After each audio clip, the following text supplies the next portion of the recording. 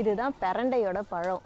செம்ம சூப்பராக இருக்குது பாருங்கள். அவ்வளோ ரெட்டாக வந்து சரி சூப்பராக இருக்குது.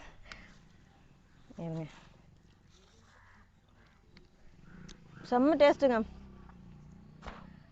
ஆனால் ஃபுல்லாக சாப்பிடக்கூடாது, ஒரு மாதிரி அருவும். இது நல்ல ஒரு டேஸ்ட்டு.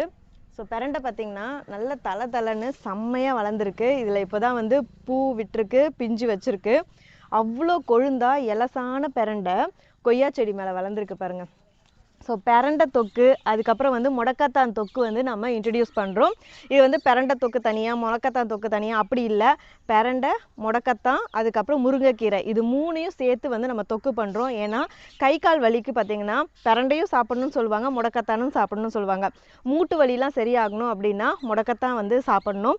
பெரண்டை பார்த்திங்கன்னா அதோட ஸ்ட்ரக்சரே உங்களுக்கு தெரியும், எலும்போட ஜாயிண்ட் மாதிரி இருக்கும். அந்த எலும்பு வந்து நல்லா வலுவாக இருக்கணும் அப்படிங்கிறதுக்காக பெரண்டை வந்து சாப்பிட்ணும். முருங்கைக்கீரை நிறைய நோய்க்கு வந்து அது மருந்தாகவும், அது வந்து இந்த ரத்தம் இல்லாததுக்கு எல்லாத்துக்குமே வந்து முருங்கை சாப்பிட்லாங்க. இதுக்கு தான் முருங்கைக்கீரை சாப்பிட்ணும் அப்படின்னு கிடையாது. அதனால் உங்களுக்கு எதிர்ப்பு சக்தி வேணும்னாவே முருங்கைக்கீரை சாப்பிட்லாம். அதனால் இந்த மூணோட காம்பினேஷனில் நம்ம வந்து தொக்கு ரெடி பண்ணுறோம். நியூவாக வந்து லான்ச் பண்ணியிருக்கோம். இந்த ப்ராடக்ட் உங்களுக்கு வேணும் அப்படின்னா ஸ்க்ரீனில் தெரியிற வாட்ஸ்அப் நம்பருக்கு மெசேஜ் பண்ணுங்கள்.